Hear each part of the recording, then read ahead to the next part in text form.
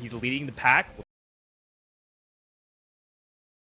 To be the case. Excited to see what this first item choice is going to be. A lot of offensive-oriented items here with the bows, tears, and gloves. Oh, look at this little intro here as well into iLucky's board. Starting off with the Senna. We'll see the Mirage here in just a second. And as a reminder, where it says cast by, that will rotate into the Mirage as well. So if you're ever curious as to what it is, it's right there. But Senna is a pretty good start. Let's see if this is going to be items, units, or gold.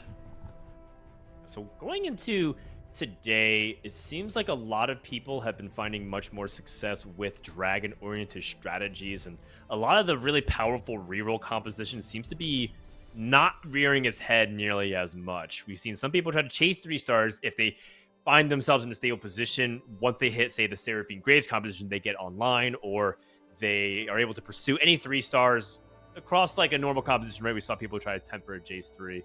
It really depends on your spot, but I'm actually kind of surprised at the lack of people who overcorrected for yesterday, where we saw a ton of people playing Kai'Sa reroll.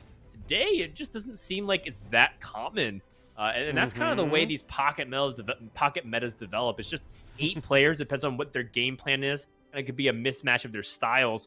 Lots of Deja being played, lots of just AP dragons. Where are the low-cost reroll 3 stars?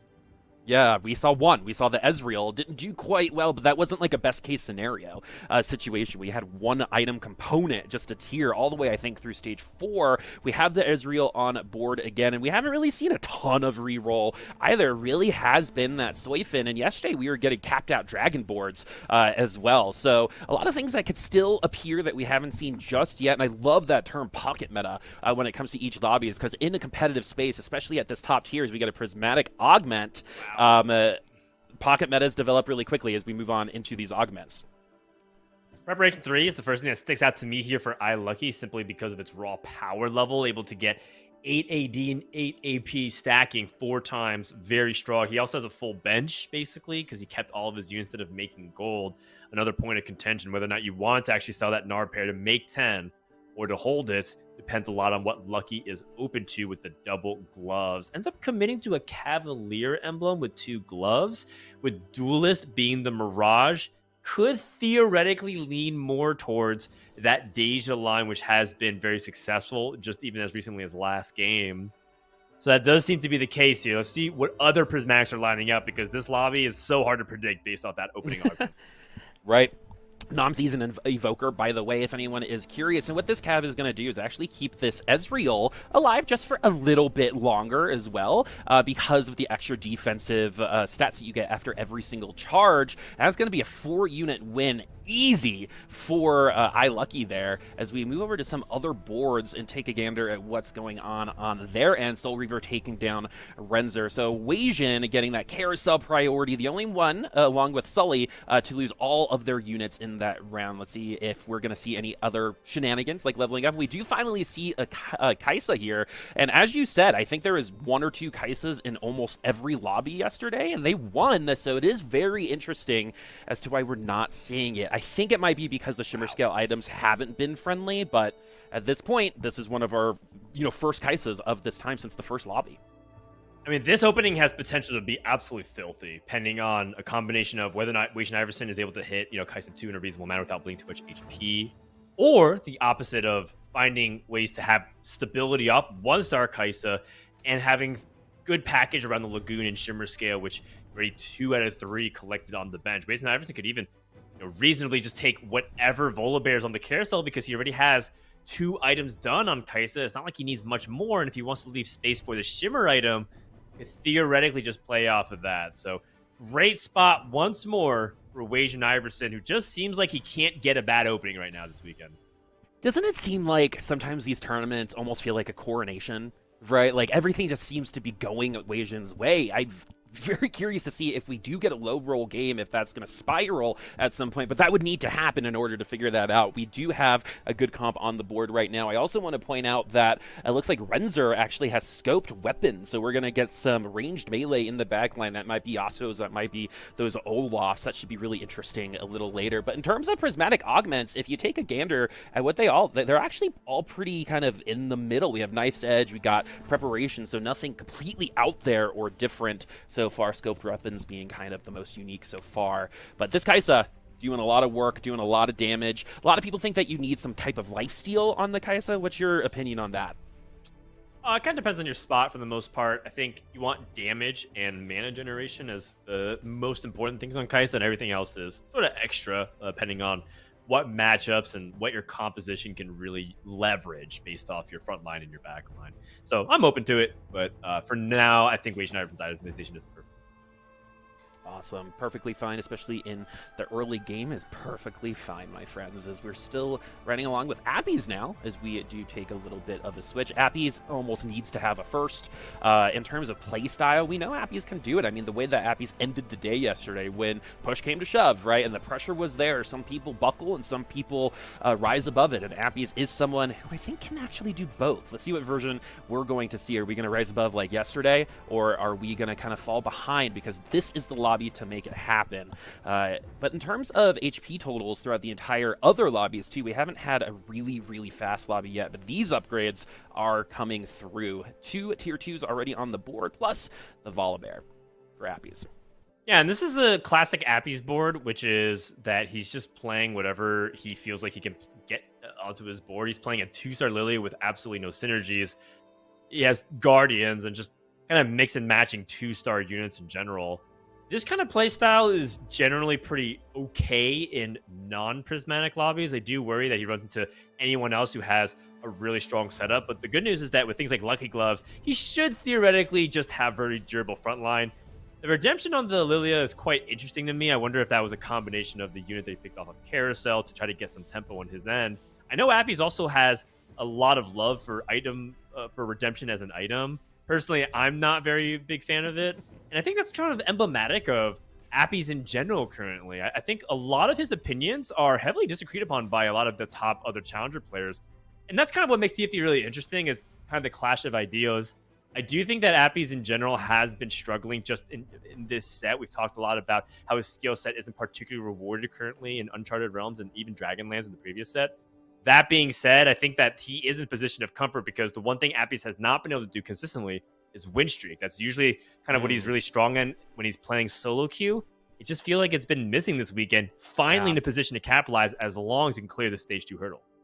Yeah, it's almost like every time we reference, we're looking at the bottom of the leaderboard. So this is a different kind of scenario, different kind of situation, and maybe a different kind of solution at the end of the game. So we also have a really good front line now, especially with the Thief's Gloves, rolling with the Dragon's Claw and the Warmogs, along with the redemption on the Lilia. So not a ton of damage going. We're going to win by attrition here, but the Hodges on these Dark Flights might be enough. Looks like it will, to break through a lot of these defensive-oriented items. Yeah, and this is kind of the big problem with Appy's composition, was that he had a lot of upgrade units, but he doesn't have a lot of damage. And so he's hoping that his opponent don't have stats. And unfortunately, his opponent Trickbee has a lot of cheap stats. He has a Sacrificed Hand of Justice, has Knife's Edge 3, and a Rage Blade. So Appies loses his streak, and this is kind of where Appies has lost control of the games. When he's not able to push generic tempo, have a lot of streak going in his favor, he has not been able to keep up with the rest of the lobby because his playstyle is a lot less about playing optimal boards that are cookie cutter, and it's a lot more improvisational. On the flip side, Trickbee playing, a dark fight opening and streaking. Usually that's not what you end up seeing. I personally am a big fan of playing dark fight if you have good sacrifice and a good board to play around, and was rewarded with a full 5 streak on stage 2. Full 5 streak in a comp that can ramp up as well, like an Aphelios 2 here, especially with those items, should get us very easily to a Rengar a little bit later too. So Trickbee also started off really poorly. I think was eliminated 5 or 6 rounds before anyone else was back in lobby 1, and has come back, and I think has top 2 to won a couple of them so far, as we have the tier 2 Rel. We had an Olaf in the shop too, but Hodge is going to be where everything is going, which is nice. I mean, lifesteal is very, very good, and when you have the buff of that prismatic too, you're going to be getting more of it. So all of that interacts really well. I wonder if we want to sacrifice and the Senna, put the Hand of Justice on Senna, and put the second copy of Aphelios in, just to get a little bit more Hand of Justice value. I'm not sure how strong 3 Cavaliers relative to 2 at this stage of the game. It's a new patch, and I haven't had many chances to really mix and match. But with Titan slammed, with Rage Blade and Hand of Justice, this makes me, and the fact that Trick P is holding Jays on the board. This makes me feel like this is just a temporary Dark Flight board. And instead, Trick P is going to be leaning more towards a Jade Shiou type flex situation. Maybe leads just vertical Jades, but probably leaning more towards Whispers. When you have these many Bruiser items, it's likely that he's going to want to play both. Yeah, we actually had 2 Whisper comps win yesterday, which was, I think, more on the surprising side when it came to what was expected. And what's also very interesting, and I think Kent loves this, is we are getting itemized Lilias pretty frequently in a lot of these rounds as we get to our second augment here. Soul Siphon, Cybernetic Shell, and Stand United. The Handshake, like you said yesterday, not as popular as before, but it's just like a nice, good standard augment, right? You're gonna get stats out of it. Yeah, it's actually kind of close between Stay United and Cyber Shell, only because Cyber Shell has a lot of stats right now, and we only had like 3 or 4 things active on the previous board. Stay United has a much higher ceiling. Cyber Shell is just a little bit of a buff here, but Stay United could theoretically keep scaling the longer the game goes, as long as you're able to add more and more units. So we'll see. I think both are totally acceptable based on his current position. Speaking of an acceptable position, Olaf 2 here on 3-2, while still having a lot of gold, is perfectly fine. Ends up rolling more. This is the question I had, which is he has a Yone pair. Does he want to keep dipping? Finds a Jace pair. He is trying to play preparation as well, so he wants to get some of these units on his bench to get those stacks. A little bit awkward of a scenario here because he does have the 4 warrior, but he's stuck on Yone 1. So I feel like his comp does lack damage at the moment. Well, and this is why prep is such a fascinating, I think, augment just in general and how people pilot it. It's sometimes you kind of just accidentally 2-star a unit, right? You have to be able to get those stacks on and not upgrade too quickly, or else you actually do miss some power at the end of the day. And a little bit of extra damage, like you said, on this Yone might have been enough to win out on that round. But as of right now, only one person at 100 HP passed this augment. That's one of those checkpoints. So he could probably make it to Wolves at 100 if we start investing and continuing that tempo. Appy's only losing that 1 round, staying on top. If you're a Appy's fan, that's what you like to see. But we're watching Weijin Iverson right now, who is leading the pack for the NA Last Chance Qualifier right now, and that is a beefy Kai'Sa. Protector's Vow, though, is not something you see every day, but you see the value that everyone around her is going to like it. Yes. I don't necessarily know how he got to Protector's Vow Kai'Sa. We have to watch the spot specifically. He's holding extra Kai'Sas and oh my god, Kai'Sa's trapped in the corner. She doesn't get to autocast immediately. Weijin Iverson getting slightly punished for some poor positioning. And when I went back and watched some of Weijin Iverson's decision making, I feel like he has set himself up in spots like this in the past where he didn't get punished. And so it's a rare moment where something small, it wasn't a huge deal on the surface, but when push came to shove, he actually lost a significant amount of DPS for the first few seconds of the fight. It's almost like he Zephyred his own Kai'Sa. Yeah, that's a really good... It's like scoring an own goal. And with the HP totals that were remaining, I actually think Kai'Sa takes that win in 8 out of 10 situations for that round. But because of our own individual positioning, and this is something that we now have to talk about as we get closer to the end of the day, it is very taxing, at least for me, emotionally, to be on top of the leaderboard at this point in time, right? Everyone is looking at you. You've been playing so well. One bad game, one bad move can completely destroy you. So hopefully that's not going to be the case. If you're a fan, but everyone else does kind of want that to happen to Weijin as we do get to this carousel. A good spattering of items. We got defense, we got offense. And I'm curious to see what this next augment is going to be. And it's another champion duplicator. I feel like I've seen more of these than I have almost all set in this tournament.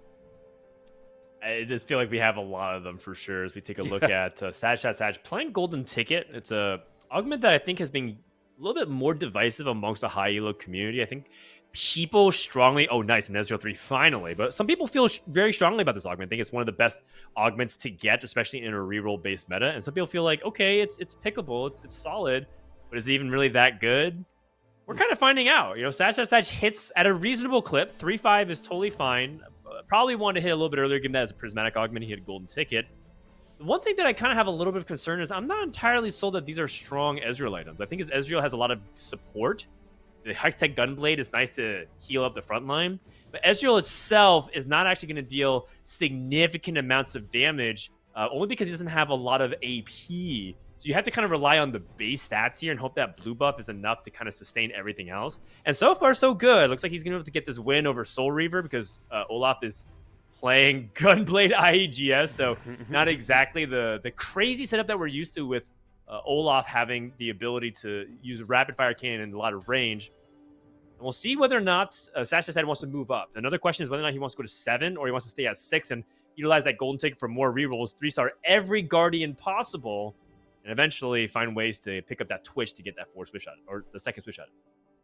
Guardians mean time for the Ezreal, but this is the definition of a death by 1,000 paper cuts Ezreal, right? It's going to be more about attack speed and support and almost utility with this Ezreal. We really would have liked it at like 3-3, 3-4, but we got there at 3-5. But this is the second time we've seen an Ezreal 3 with kind of not that great itemization. We saw the Jeweled Gauntlet Archangel's Ezreal for a little bit inside almost one-shot Xiaoyu's. This is not going to do that. We're going to have to ramp up as much attack speed as possible and hope that eventually we're just going to overwhelm the front-to-back fighting that Ezreal does do, because right now backline access is not quite there. Lee Sin could technically get there, but the kick needs to get there as well. So Jack's going to try to distract the front line a little bit longer, and you're seeing the itemization kind of matter right now with these Guardians. The last Guardian trigger with the Hextech Gunblade. This is a utility Ezreal right now for sure.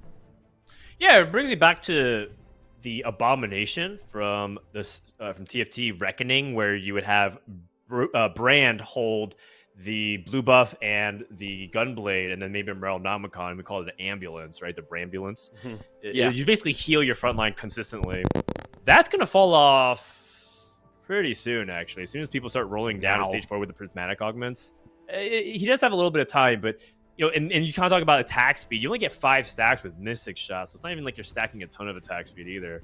We'll see whether or not he's able to keep that momentum, but everything looks okay over there in Sag land. Let's check over with Sully, a player who was looking good, had that early Kaisa, has this Titan's resolve, but needs to find a way to get to this Deja soon.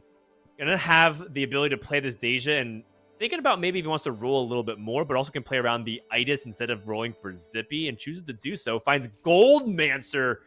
Oh my gosh. Oh, but we're not gonna play Goldmancer Deja. We're going to play Goldmancer Itis, and I think that, that's definitely an acceptable choice here. I think, personally, I would have loved to get the Goldmancer Deja because I'm greedy. We'll see if it works out for him, because we have no items for Itis right now either. Yeah, and I wonder, because you can't shuffle any of these items off of Deja off either, and I think we could have waited on the Titans, to be honest with you. The other 2 items we see on Deja by themselves a lot at this point in time, and that's A-okay, but we're going to get a little bit more beef, so we get a little bit more power with that Titans, and we're going to get a little utility, too, with that Hextech Gunblade. It's going to work out just for now, but that Goldmancer would find value. Like, that is the guaranteed value on the Deja. Maybe it's because we're at 30 gold that we decided to wait on it, but we're never going to get it on the Deja at this point.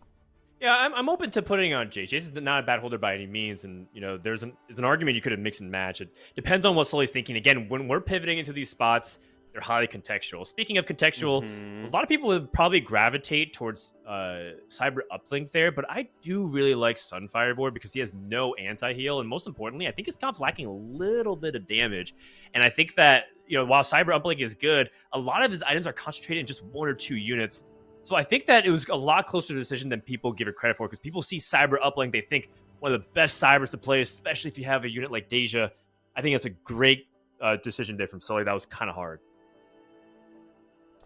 This Sejuani is one of the coolest Sejuanis you'll see. Tier 3 Sejuani. I feel like I have seen less Tier 3 Sejuanis than I've seen Tier 3 Dragons in my life so far in this meta. So it's going to be the Guardian too, so that's going to help with the Zac, the Braum, and the Iris. You have the 4, and that's again going to give what time to the Ezreal, and we have the Goldmancers this time on the Ezreal, and that's you're going to automatically see a huge difference in productivity on this unit. And because the way that Ezreal works, there's auto attacks, and it's front to back, you potentially can get a ton of procs on this Goldmancer too. Already getting 2 gold. I think the record we saw was yesterday with a Kaisa that popped 6 gold off of their Goldmancer. But 2 is just fine right now. We would love another one.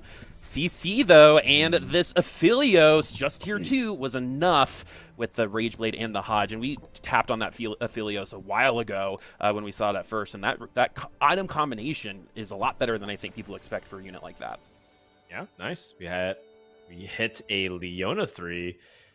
And so we're pretty much committed to just staying for this comp. And, Again, Sash is leaning into a specific type of composition, which is a war of attrition. Think of it as like another variation of the Seraphine comp, which is that you want to heal that front line and keep it really tanky and have one source of healing while you just outlast and out DPS a bunch of other people. The problem is that there's a bunch of compositions out there that can capitalize on this if you give them enough time, especially if you're playing Archangels and you have like an Aushin that targets the Ezreal in the backline. Another problem is, how do you defend Ezreal against units like Rengar? All of a sudden, the Titans onto the Deja makes a ton of sense because the Titans is supposed to protect against a Rengar that's targeting the lowest armor unit. And so this is a very good observation from a lot of the players who are playing around this Darkflight Rengar that's in the lobby, putting tons of pressure on a ton of those backline units that are vulnerable to the assassin.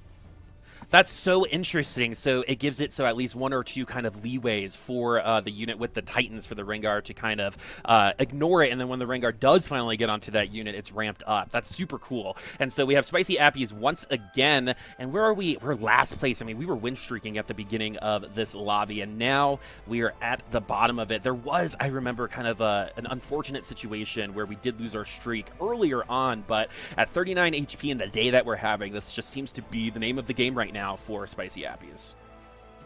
Yeah, I had to look at Appy's spot, but the moment he lost a streak playing kind of the board that he was, slamming suboptimal items, kind of made me think that he's likely to put himself in a spot where he needs to have a strong stage in stage 3 and stage 4. Okay, so now we check in. We do see the Archangels and the Bloodthirster. So these are pretty good items, actually, that he has a lot of room to improve. But his Fast 8 picks up... Well, he sold a Deja. So he's going to instead lean towards Xiaoyu, finds another Deja, sees Soraka too. So the game is just pulling his attention in multiple directions here. I'm still not entirely convinced that his board is that strong at the moment. It's a second Thieves Gloves because he wants to get value off of Lucky Gloves. Archangels can be placed on Jace as a temporary AP carry. Not able to get the optimal position to greed things like the Jade, but hopefully that won't come into play a factor here as Wage and Iverson playing a Protector's Vow Kaisa 3. This is, again, some really interesting tech. The Protector's Vow to protect her from the Rengars, right? Again, we were really confused about things like, why would you put Protector's Vow Kaisa? And a lot of people are putting a defensive item on their hyper carries, recognizing the threat of the assassins. Really cool dynamics in the lobby playing out. Yeah, and it might have been one of those like accidental advantages too, where it's like, oh, I combined an item from Carousel, but there was a Rengar here, so why not, right? Let's try it out, because man, that's one of those kinds of things that gives me chills to think about, those little small moves that you can do to give your units just 3 to 5 seconds, and that's an ultimate. That's 2 more auto attacks that potentially might be the game-changing moment. But we already have a tier 2 5-cost unit here with Soraka. We saw DQA yesterday utilize Soraka to help win lobbies and develop a little bit more HP, and Spicy Appies needs just that. We need that HP. We have the double Zeeks. Unfortunately, we've got good units, but the tier 2 units that we do have aren't the ones that are going to carry us to the end of the game. We still have tier 1 dragons. Yeah, and all of a sudden, Appy's plans make sense in terms of like what he was gearing for.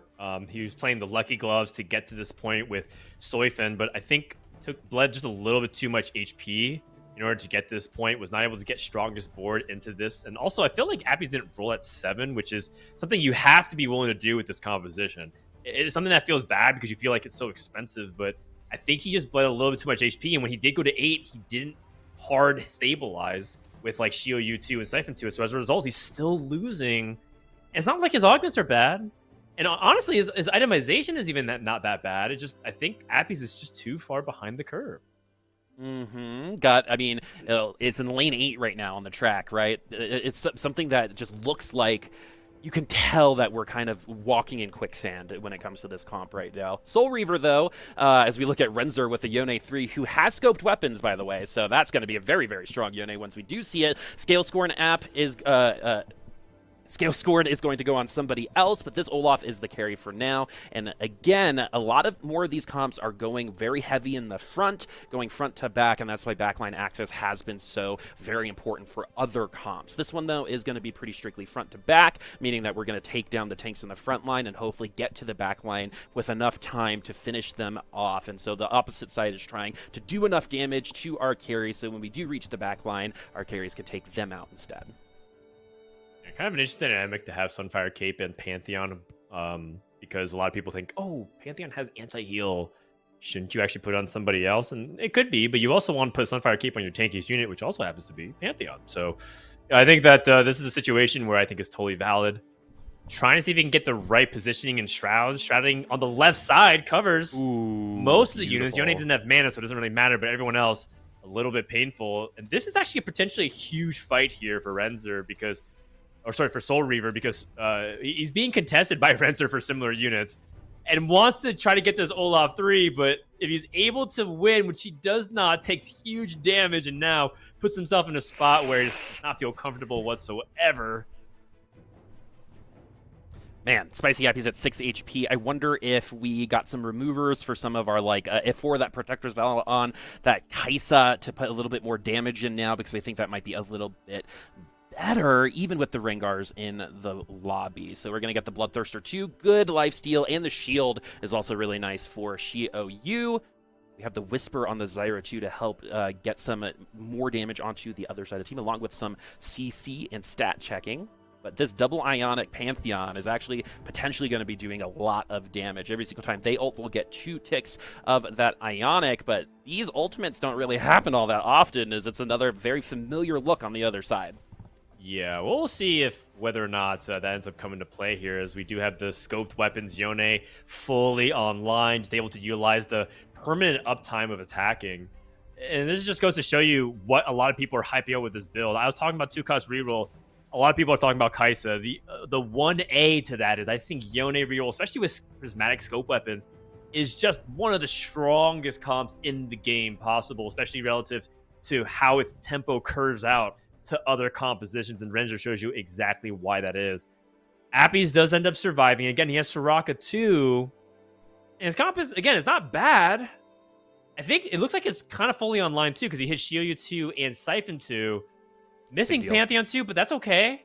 And he still has some good itemization. Maybe Appies can climb himself back slowly but surely. I have seen this comp do some pretty nutty things, and when he has 3 Thieves Gloves, it actually can set up a situation where he just regularly gets the optimal setup, the right Siphon bites, and some good positioning, can have Appies make that slow comeback. It's unlikely, but it's possible.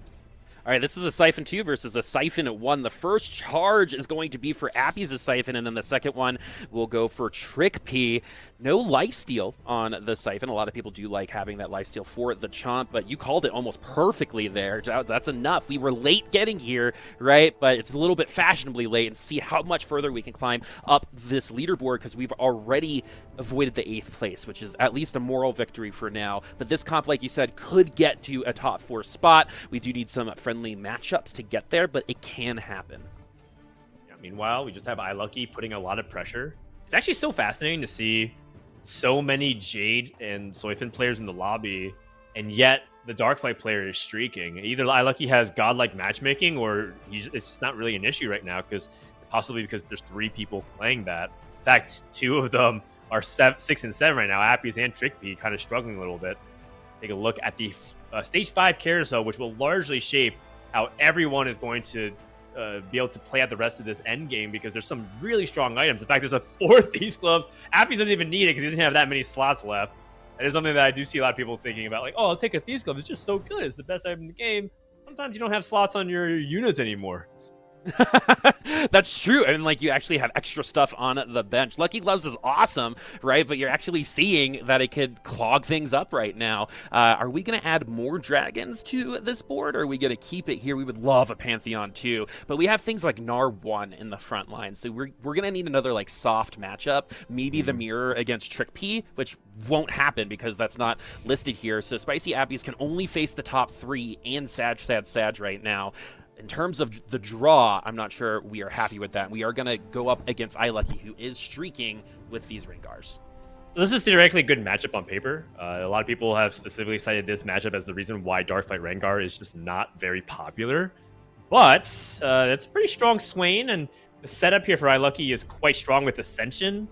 Rengar is not being targeted or focused. We do have Xiaoyu ramping up with the Rage Blade, and now Rengar is basically the target focus of that. Oh no, so Rengar does end up eliminating the other units. A lot of dodges preventing the Xiaoyu from being able to get the execute, and now it comes down to overtime. And that is a back-breaking loss here for Spicy Appies. He needed that streak. He needs to keep stacking that HP, have more than 2 lives going to stage 6. That hurts a lot. Taking a look at Wage and Iverson's spot, looks like we have got that Protector's Vow off of the Kaisa. Replaced it on front line, now using Goldmancer hit a 3-star Volibear, so slowly but surely stacking those stats onto that Kaisa 3. And yet, despite that, not really running away with the lobby because there are some really strong compositions online. We saw the Dark Flight board. We also saw that Renzer had that 3-star Yone. Now going against Spicy Appies, and this could be a fight that effectively eliminates Spicy Appies from contention.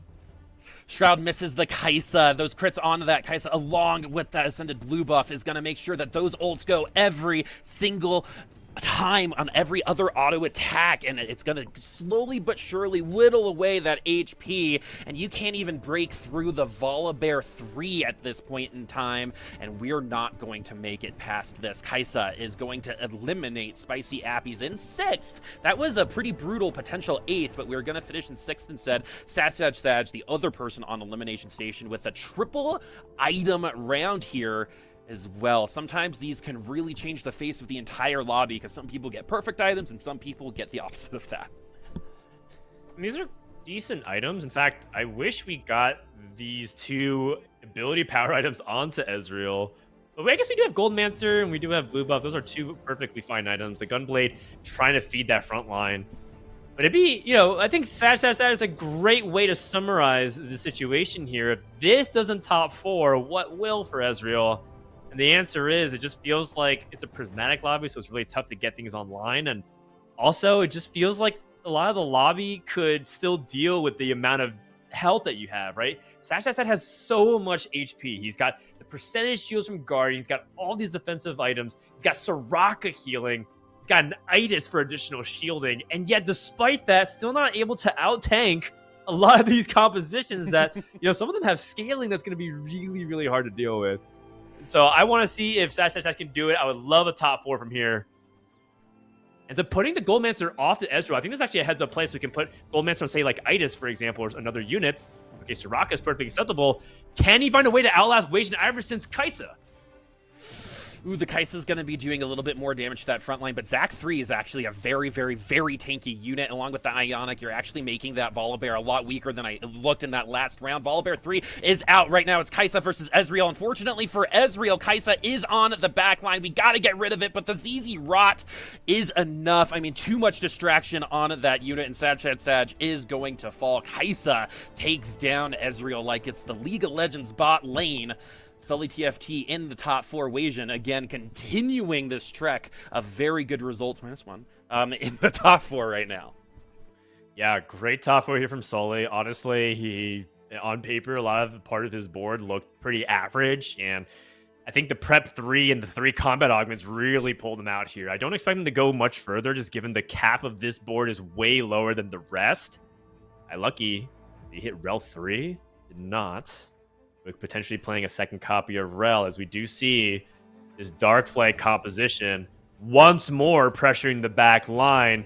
The question really becomes whether or not we can isolate Swain for the Deja, but I think iLucky does a really smart thing of positioning Swain in the back line just to make sure that he's the last target, maximize the chance for Ascension to kick in. Ascension does. But this is the part where Deja's really comfortable in this match in particular, because you give him the time for Deja to be able to focus fire it down. A little bit close, but I think it should go the way of the double dragon versus the one dragon. Overtime. Oh, that very close fight. Oh my gosh, the HP is so close from second all the way to 4th. It's just separated by a few hit points. It's anybody's game for top 2.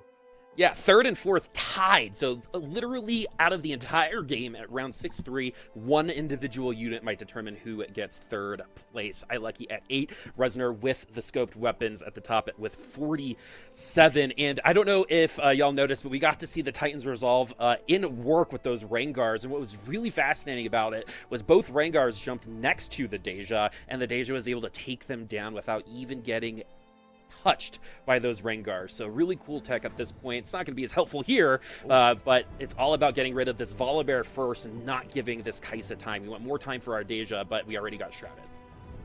Oh, we did get a Wind Blast before the Bard was able to lock it down, and that does mean that Asia all of a sudden has dealt with almost every unit but the Kai'Sa, able to focus fire. Wage and Iverson once again pulls out a clutch top finish, gets himself in top 2, which puts himself very much there in terms of guaranteeing a spot at regionals. We'll have to do the math to make sure everything is good, but what a turnaround event once more to contend for that spot. Renzer's the only player that stands between him and yet another first place. Wave and Iverson putting on a clinic this weekend. Oh, man. I mean, I don't even know if there's anything that's stopping him at this point, because like you said, I think we've only seen him get punished like one time for doing something wrong. Everything seems to be falling that direction. The winds are pushing him across the finish line. But right now, in terms of this lobby, the scoped weapons might have an opportunity to keep them in second place. Weijin has 1 life remaining on that 6 HP. Resner, though, has been on a hot streak. All about this Kai'Sa. We're going to get a couple more auto attacks each, too, because of that Zeke's with that Volibear. How long is it going to take for these front lines to fall? Braum already has that ult up. That's going to keep a lot of those Kai'Sa bullets away from that backline, especially with this range. The Yone has actually been very, very, very safe so far, and that is not going to be enough as Weijin falls. 47 HP lead for Renzer for Game 4. These standings are actually going to be very interesting. We know that Weijin's going to be in first